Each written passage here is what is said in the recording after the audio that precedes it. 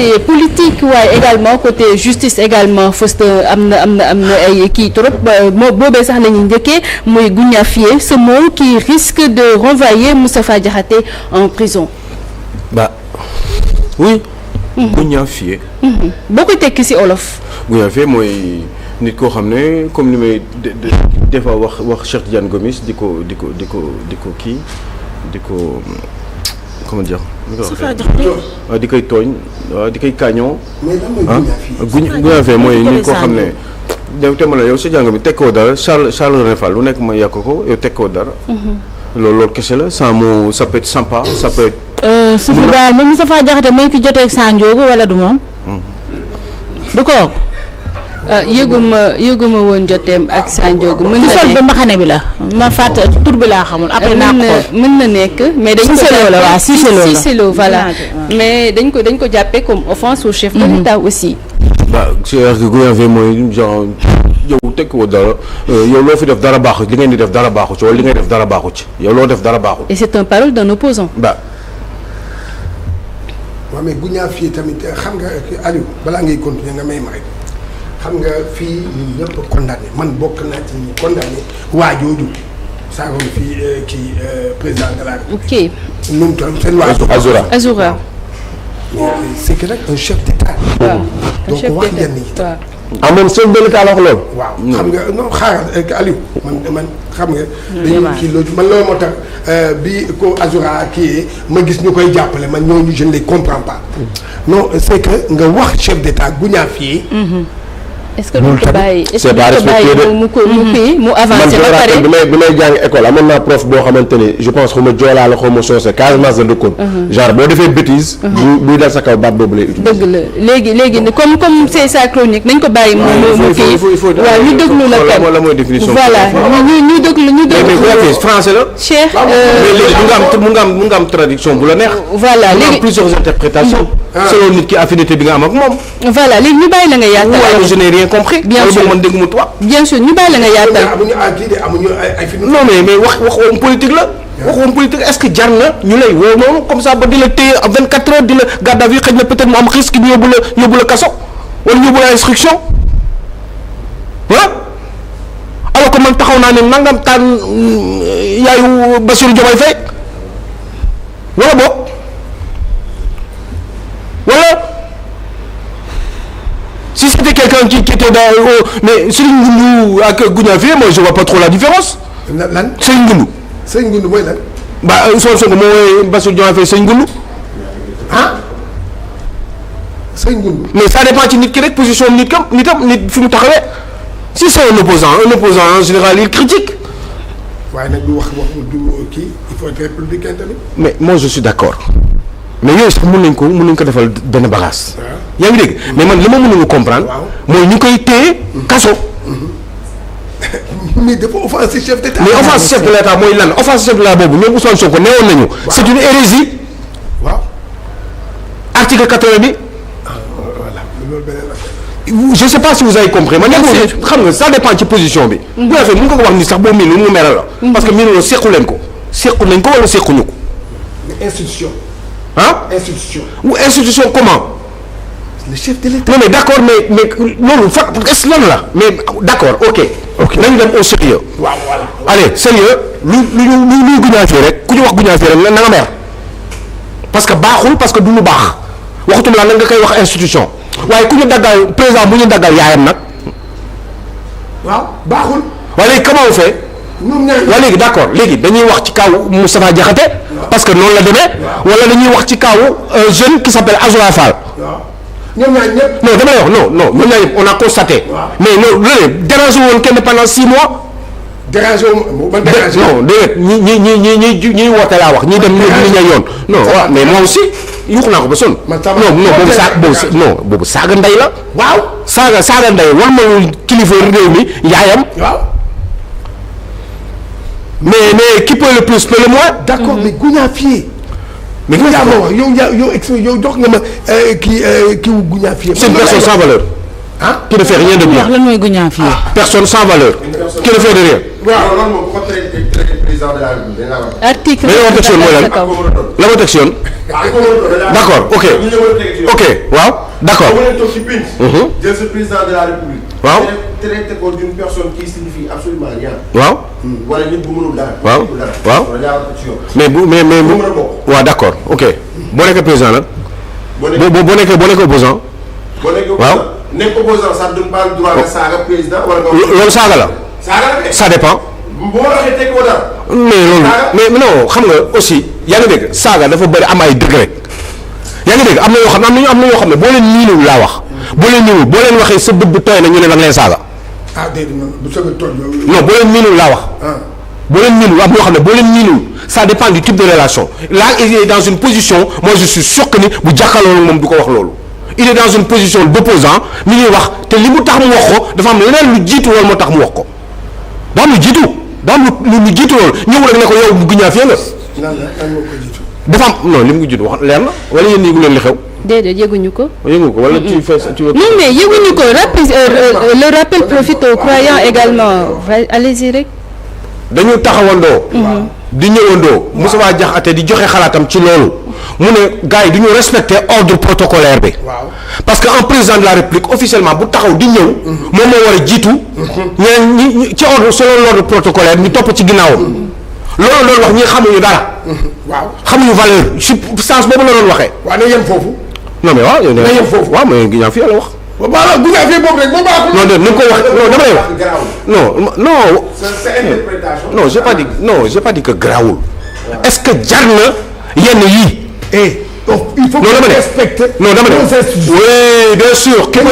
non mais d'accord na non xoolal xam nga moo tax ma ne la sànq. on y va dans le sérieux. waaw nañ dem ci sérieux. ñu ne léegi ok. waaw léegi président ku ko sëqat ku ko wax. mais ñii doon wax loolu xam nga ñii position bi ñu nekk nii. ils ont fait pire que ça. d'accord na. yaa ngi dégg du ñooñu ñoo ñëw taxaw. pour loolu kese ñoom ñoo waroon gën a nekk gën a baax. gën a tolérant. ci détail boobu parce que ils ont fait 1000 fois pire dans ce pays là. man sens boobu laay waxee nekkul dama leen wax rek définition bi ça dépend rek nit ki mu koy jëlee am na yoo xam ne moo la ko wax ci jàng. Alioune xam nga fu ma d'accord boo condamné ba pare après ñëw ci lale. Alioune cher damay yow da ngay condamné Moustapha Diakhaté. waaw da nga koy condamné. nga ne hey kii li mu def teguwul ba pare. mais je ne parle pas de ça. mun nekk ma fi di condamné wala déet loolu. tribunal mooy wax loolu yow non xam nga ñaawlu ko boobu. ñaawlu ko non c'est pas parce que ñeneen ñi dañ ko daan def. voilà loolu la Cheikh loolu laay bëgg a expliquer à Alioune. non j'ai pas dit ça. Alioune. j'ai pas dit ça. ah mais non ñeneen ñi toog fii. Alioune li laatal titre bi moo wax. voilà léegi xaaral waaw xaaral balaa maa waaw balaa maa ñëwaat ba dinaa ko répéter mais balaa maa ñëwaat ci sujet bi dama bëgg rappeler rek Cheikh li mu wax Cheikh en fait il a dit que par exemple Moustapha Diakhaté li mu wax que ni kenn du ko wax un chef d'État mais terewul tamit ni Cheikh ni mu koy ñaawloo noonu la ko doon ñaawloo temps yi nga xamante ne ñenn ñi fi nekkoon di saaga noonu ni ñu doon saaga tamit Cheikh noonu la koy ñaawloo en fait. léegi lan laa wax ci sujet ba titre bi. maintenant nag am na yenn propos yoo xamante ne tamit voilà pour un chef de l'État maintenant li nga wax ci titre bi c'est ça muy guñafier ce mot qui risque voilà xaar waaw qui risque de. parce que sens bi. voilà ouais, c'est ça mooy ce mot qui risque de renvoyer Moustapha Diakhaté en prison. qui risque d'envoyer Moustapha Diakhaté en prison. Parce qu'il n'est pas allé. C'est un mot déplacé envers l'institution. Le président de la République. Ça risque République. d'amener Moustapha Diakhaté en prison. Voilà. Un opposant. En prison. jar na yóbbu tëj kaso. d'accord léegi admettons ok je suis avec vous. d'accord léegi. waaye léegi nii li ngeen wax nii. yéen fexe leen yéen Sénégal yéen di wax lii di. lii na continuer ku sëqat. non dama ne même bu fekkee ni sax. non na continuer. qui peut le plus peut le moins. et vice versa. dama ne lii na continuer bu dee foofu ngeen ko bëgg a jàppee rek. na leer. ñiy daggal doomu jàmbur yeeg yépp ñiy daggal doomu jàmbur yi laa am na ñoo xam ne boo leen waxee guñaafiye war nañ laa mën a yóbbu war nañ laa mën a porter plainte même bu dee nag bu fekkee ne grave na à ce point là bu dee grave na à ce point là ba kenn xalaatu warul xalaat di ko wax une institution keneen kuñ ko wax mun te dignité nag benn la différence bi nag mooy kële li muy représenté waaye ba tey moo bi moo ñaaw moom moo tax à la base moo bi moo ñaaw kon yow bés bu ñu la ko waxee bés bu ma la ko waxee yóbbu ma fële porté ma xarit lañu. non déedéet waxuma loolu bu ma doo institution mais qu'est-ce que ça va voir qu'est-ce que non différence bi mooy moo bi différence xam mooy la. waaw mooy yow doo institution man du ma institution. mais qu'est-ce que ça va avec l'institution lan donc la. ça va à la base avant l'institution nit la d'abord c'est parce que c'est le mot c'est la définition du mot kon léegi kon léegi yow doo condamné Azoura. tu n'as pas compris c'est le mot je parle du mot du mot waaw léegi bu fekkee ne man toll nañ fa foofu léegi toll nañ foofu yow en tant que nit même sans être une institution bu dee mot bi ñaaw na à ce point keneen kuñ ko wax offensé nañ la yow ta propre personne parce que nit nag am nga droit nit wax la loola naqari nga dem porter ko plainte waaw est-ce que dégg ngeen bu baax fi may waxee est-ce que dégg ngeen fi may waxee yow bu su ma ko waxatee man ma porter la plainte waaw parce que da la traité parce que da la traité de quelqu'un sans valeur. en tant que nit. waaw ak samay dignité. waaw nañ fexe ba ñu def parallélisme des formes. yow sa Alioune Sow de su ma rek. déggee waxuñu nit simple Déglu ma waxuñu comme ni par exemple nit keneen koo xam ne du état homme d'état lañ la wax moom laa dégg ci wax bi su ma ko déggee daal mais pas que ay ko genre Gomis xam naa da nga jël exemple ci moom rek mais est-ce que. fi ma jógee mooy ci base bi. waaw mooy moo guñaafee définition bi. vous trouvez que c'est grave à un point d'accord. à un chef d'État. non moo bi si boppam moo grave moo tax. yow c'est péjoratif wala c'est pas péjoratif. non ça dépend. ça dépend. Ça dépend. On peut rigoler avec ça. mais pas avec le président aussi. On ne rigole pas avec le président, avec l'institution. Avec l'institution. On ne rigole pas. peut-être yéen ñaar bu ngeen wéetee président yéen ñaar ci nekk kese. foofu peut-être grade président mën na fa bañ a nekk entre amis. d'accord naa bu dee moom bi dafa ñaaw rek. dama lay jox benn exemple baal ma rek affaire dafa ñëw sama xel. dama lay jox benn exemple. xam nga maa ngi koy nuyu au passage Matar Ba ancien ministre des sports. on a partagé avant qu'il ne soit ministre. dañ doon ànd di def lu nekk. maa ngi moom. mais bi mu nekkee ministre. dégg nga. am na benn jour dama jege maa ngi moom rek ñu toog nii ñuy wax. ma wax ko benn baat boo xam ne temps yi ñuy nekkee kii boobu nekkul la dara. ma koy kii mu ne ma léegi je suis ministre. dëgg la. li ngay wax nii boo ko waxee ci kaw. parfaitement raison. si il m'a dit la vérité. ah si voilà loolu laa lay wax. loolu laa la loolu moo tax bu ma waxee bi sax mu ne ministre laa léegi. ah oui. mais man dama leen di wax rek. waaw bu fekkee ni moo bi man fi ngeen dem li yëpp xam naa ko li ngeen wax. dama ne moo bi laa comme guñaafee baaxul. waaw kenn waru koo wax kenn. astamal ak président. bien sûr mais kenn waru koo wax kenn. non non. képp ku ñu wax guñaafee bu la neexul. porter plainte bien sûr. bien sûr parce que ñaaw na à ce point là. ñaaw na kay. comme garaaw na à ce point là mais nag dem leen ngeen xool définition bi. quelqu'un qui n'a pas de valeur. waaw amoo yow amoo man. mi ngi mel ne maa ngi ñuy wax ak Manuel Théodore. waaw vous bien. mais dafa bu ma la ko waxee tey du la neex. mais dafa am lu ko jiitu wax boobu dafa am lu ko jiitu de. man Alioune Sow wax na ma ko ba taay. déglu ma xool dafa am lu ko jiitu mooy protocole bi Moussa Diakhaté doon expliquer. ni président de la République bu xasee ba taxaw ci biti. di dox. ñu ànd ak nguuram. waaw pouvoir am. waaw waruñu ànd ñoom ñaar nii. ak ay ñeneen collègue am yi. di waxandoo di reetaan di kas di ree ñuy wax non. président bi mooy nekk ci kanam. ki topp ci protocole bi muy président assemblée nationale topp ci ginnaawam. ainsi que le premier ministre. waruñu nekk en public di ko def noonu. seetloo ni béréb yoo xam ne bu fa président duggee ba pare. dëgg la.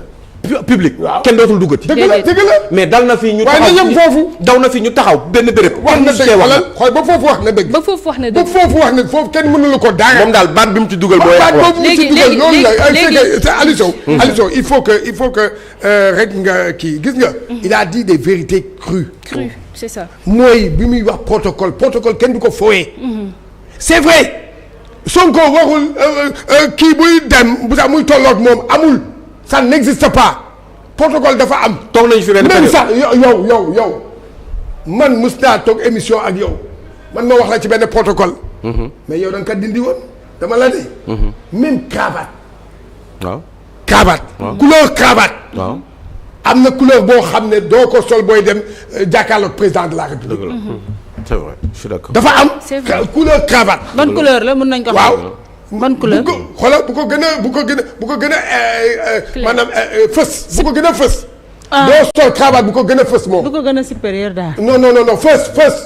il faut mu doon lu soft lu simple. loo xam moo gën a fës yow moom li muy sol. waaw moom la ñu war a di xool. waaw moo gën a war a fës que loolu laa lay wax loolu laa lay dama ne la protocole il faut que ñu respecté depuis ba boobu Moustapha Diakhaté a raison sur toute la ligne. bien sûr. Moussa Diakhaté li ma wax dëgg la foofu la ñu waroon réfléchir. ba pare Gounafié bi moo yàq lépp nag. waaw léegi am na amatul solo. am na léegi concentré leen ci Gounafié bàyyi leen protocole bi Sénégal nañ def lu leen neex. léegi noonu ci loolu lañ leen di waxtaan. Gounafié bi ngeen gis alors que Gounafié boobu. non waxuma loolu.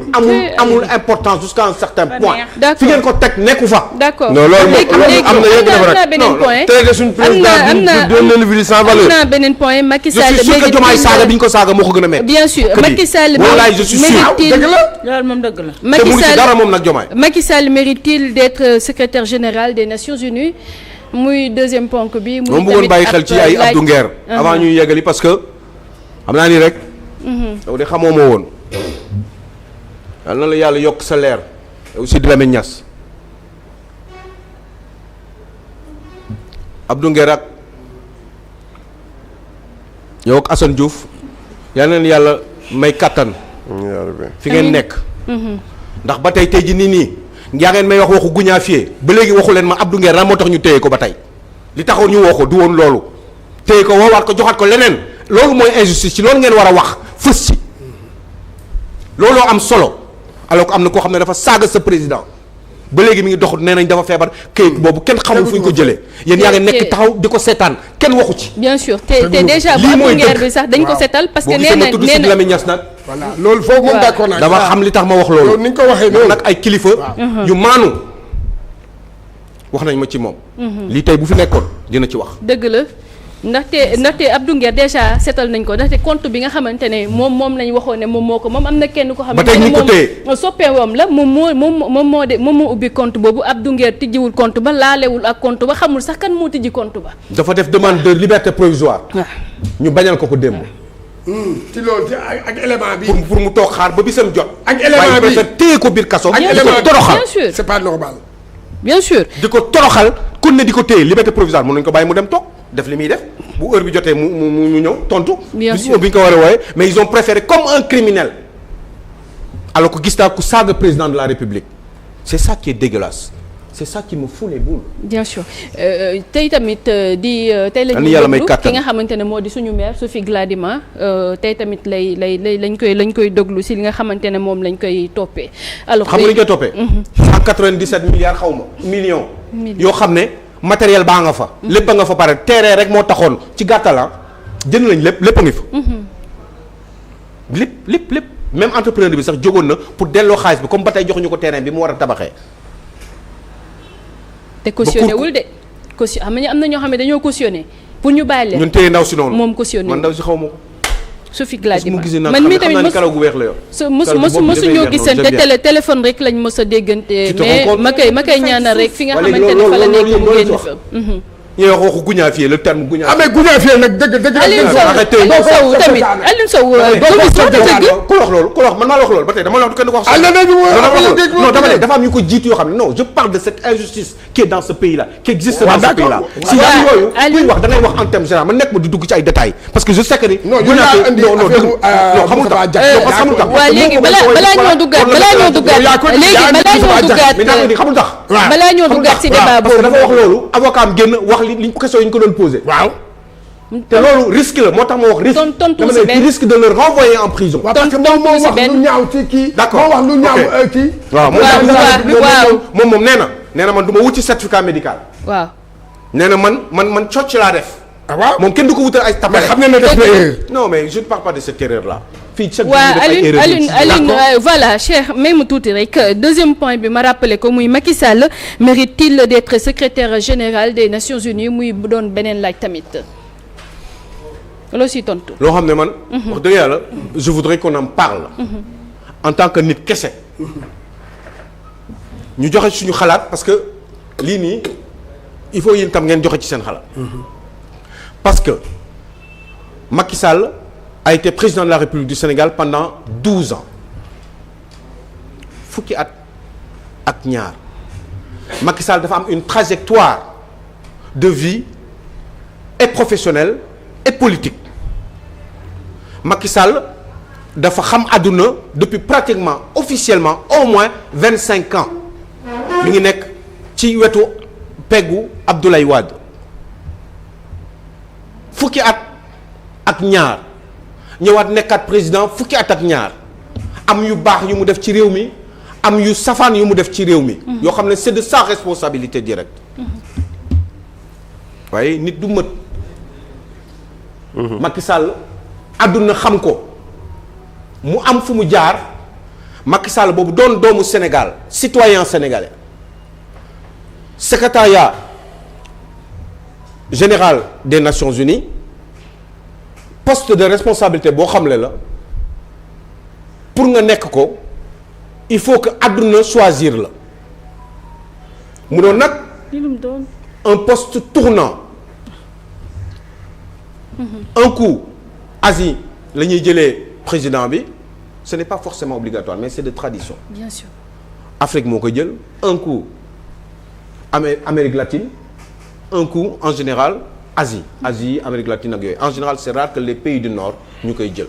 les pays occidentaux comme ay États-Unis ak yooyu en général duñ ko jël ñu dañ koy jagleel ñooñu moo taxoon Afrique mus na am depuis que vraiment depuis la SDN la Société des Nations après mu nekk Organisation des Nations Unies depuis période boobu ba tey ñetti yoon ñaari yoon la ñu mës a am africain ci biir.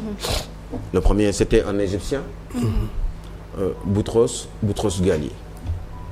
Deuxième bi c'était un autre Africain Ghanéen. Kofi Annan.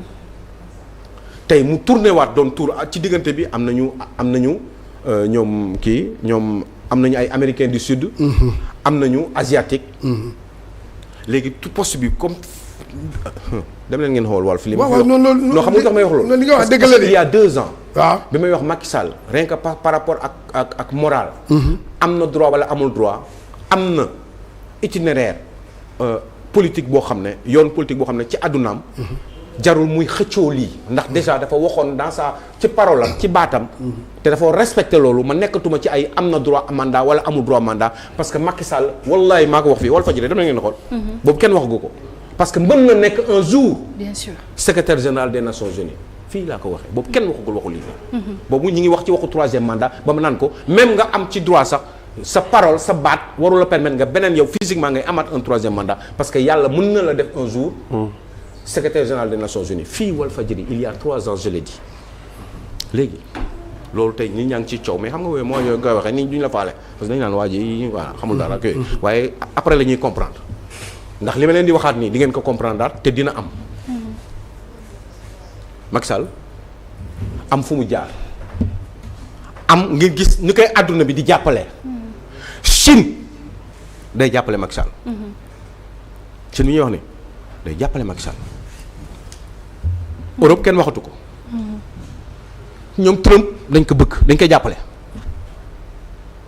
waa Sénégal jar na war na see ñaaw déedéet Macky Sall un Africain war a nekk secrétaire général et puis pour le Sénégal d'abord ay nit taxaw ma gis un ministre des Affaires étrangères taxaw mu ne booy xool parcours Macky Sall par rapport ak ni ñuy choisir secrétaire général des Nations Unies moom fii la mën a yem waaye xam na ni ku xam dina xam ni Macky Sall mënu koo nekk par rapport à son parcours mais parcours am mooy lii parcours am mooy nomination yi ñu koy fal man xam ngeen man faalewu ma Macky Sall.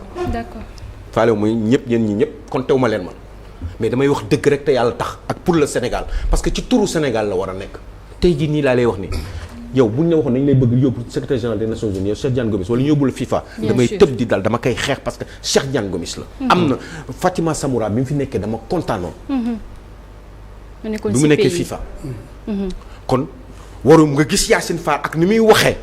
bi mu am naan waxu parcours te ñëpp xam nañ parcours Macky Sall ma ne mais ñii ana lu tax soxor bon mel ci nit ñi nii pourquoi qu'est-ce que c'est que cette haine là lan la Macky Sall def ci lu bon. loo mu doon doomu Sénégal doon président mu wóor ma ni man mi sama fierté la pour Macky Sall nekk secrétaire général mais na nekk keneen na nekk waat Pastef ngeen xool ndax du mu yuuxu tey jii nii la même chose. et relever la diplomatie sax. diplomatie sénégalaise muy wax loolu moom ministre des affaires étrangères. kooku war na toog ci ministère boobu. dëgg la ma bàyyi la nga daaneel. seen digganteeg yàlla. may ma 2 minutes yàlla fay la. waaw d'accord mais non ñëwal. parce que lii nii dafa am solo. parce que naa leen wax dara nag de Cheikh Diane Gomis. non c'est que xam nga yow. da nga wax léegi sànq. Macky Sall 12 ans def na lu baax te def na saafaan. yaa ko wax. mais comme tous les présidents. waaw ci saafaan yi. ci saafaan yi xaw ma saafaan la ñoo xaw ma saafaan la. safaan. y a eu mort d'homme. waaw wala déet. ah. Aliou Sow. nañu waxante dëgg. booy diriger dara mu am mort d'homme tu ne mérites pas d'être ñu nommé la fenn man loolu sama xalaat. booy diriger dara moom mort d'homme. waaw mort d'homme man loolu laa gëm. d'accord booy diriger dara mooy dinaa ci wéet nag. non booy diriger lan. booy diriger réew. ma ne booy diriger réew. mu am li ñuy wax ni am na solo mais dem 2 minutes. waaw waaw mu am mort d'homme dama ne am na yoo xam ne am na yoo xam ne. dëgg man dama ànd ak. donc tu penses que Macky Sall mérite pas cette poste. waaw non mérité wu ko. kon Macky Sall moo rey. non reyul de mais ci régime am la. d'accord léegi allez-y Alioune. bu dee moom la. bu dee moom la nañu prouver ni moom la wax ko mu leer ñu dindi amnistie bi bu yàgg lañ ko war a dindi moo gën ay abrogation partielle ak yu kenn xamul nañu dindi amnistie bi leeral ko lii moo taxoon bëgguma woon loi d'amnistie bi lii moo tax. ca njëlbeen. voilà biñ koy def. voilà ma leen d'accord gi ngeen di def d'accorduma ci. d'accord voilà. mort d'homme. dama ne kenn du ko caaxaane de. ma ne la mort d'homme laa wax mort d'homme réew dina exister président nekk fa wala premier ministre nekk fa mu am ay mort d'homme. ma ne parce que xam nga lu tax. d'accord xam nga lu tax muy am mort d'homme. waaw. parce que loolu. waaw responsabilité première bi. waaw kooku président de la république. ah waaw voilà mais entre être déglu ma rek bu baax. waaw. entre être responsable. waaw ak être coupable. non man déglu ma rek déglu ma. waaw wax ma non de il y a une grande différence. ah waaw d'accord donc moi je pense que ni. d'accord dañu war a xeex pour Macky Sall nekk président secrétaire général des Nations Unies. oui. te nag. Aliou Sow je vais vous faire déglu ma non déglu ma man dañ ko war a xeex du ñu bàyyi poste bi keneen di ko jël ci Afrique. nañ ko jox africain bu ko mérité boo xam ne. deful dara. xoolal ma yokk la benn wax. te mu ngeen dégg ko parce que dama daan wax xam nga waxoon naa li fi Macky Sall un jour mën na nekk secrétaire général des Nations Unies. bien sûr. dama ne il a fait des erreurs. gis nga li empêché. déglu leen bu baax. mais jàpp leen wax bi li empêché Amadou Hott mu nekk. li empêché Amadou Hott mu nekk. président wu BAD li ko empêché mooy jox Macky Sall secrétaire général des Nations Unies dégg leen bu baax li ma leen di wax ma répété ko li empêché Amadou Hott dama amul jot nag Cheikh Diane. dëgg la kay. waaye li may wax nii borom xel yi laay waxal li empêché BAD. ñun de am nañu xel. li empêché ma dellu si. parce que Alioune ma ñaan la nga dellu si mais ma ñaan la nga daane laalee foofu rek s'il te plaît. li empêché. Amadou Hott. li ko tere mu nekk BAD. loolu mooy jox Macky Sall secrétariat général des Nations Unies. xanaa mu ne moom bokkul. d'accord. te dina bokk sax c'est bon Alioune koy jox def ñu jaadu. donc ñu lay sant di lay gërëm ñu lay sant bu baax a baax. di la gërëm je suis content Penda Diallo yàlla nga fi yàgg te wér et puis sama yaay ju baax jooju Ndeye Thiam nekk fële si Thiès ok sant di ko gërëm kontaan ci moom di ko baalu àq ci tabaski bi di ko baalu àq di ñaan yàlla mu guddal fanam may ko beaucoup de bonheur dans son entourage familial. D'accord. ainsi que ma maman qui est à Alfortville en région parisienne Henriette yàlla nga fi yàgg te wér yow mi baax yow mi nga xam ne bu weesoo yàlla ak yonent bi Sëñ Tuubaa yow mi yaa ma defar guddal fan yow caw ak bépp mboolem